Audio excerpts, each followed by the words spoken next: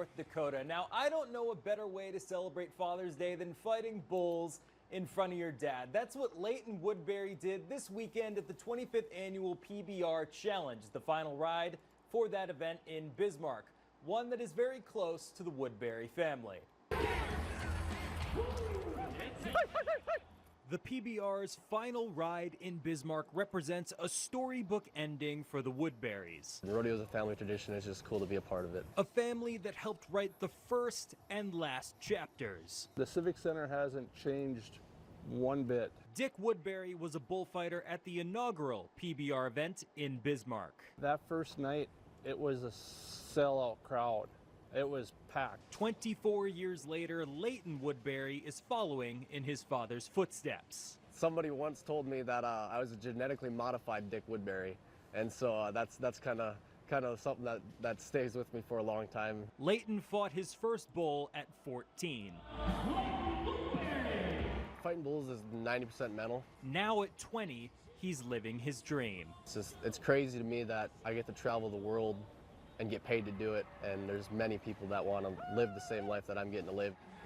Hey, hey! 5 years into his full-time career, the sights and sounds of rodeo still fire him up. Now walk into an arena, and I mean, there's thousands and thousands of people stacked on top of me. That place just erupted, and you couldn't hear yourself think, and that's just one of them things that makes the hair on your neck stand up, and it's just insanely cool. That's the same feeling Dick experienced for 17 years. Well, he don't make me nervous one bit.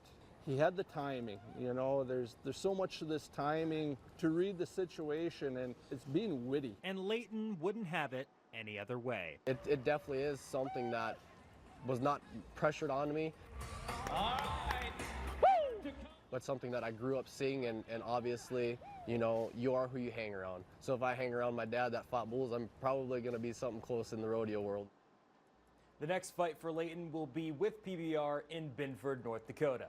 The dramatic comeback from the Larks fell short on Saturday. Now today they get another shot at the Wilmer Stingers. Larks got to start stringing some W's together, and fast. Fernando Diaz said, say less. 5 innings of 1-run ball plus a trio of strikeouts. Only 4 hits on the day allowed by Diaz. Yet the Stingers had a solid opponent for him. Adam Urban, he tosses 5 1/3, 1 earned run, and 5 strikeouts for the Stingers starter. But to go along with the solid starting pitching, the Larks played some solid defense. Landon Franklin starting the 6-4-3 double play. Stingers still lead through most of this one, and they did until the 7th. Eric descends, grounds out, and a run comes in. A tad bit anticlimactic, but still the job gets done to tie the game. Carson Luna hits a walk-off single in the 9th. Larks win 2-1. Elsewhere in the Northwoods League, the Hot Tots and Big Sticks, they both lose.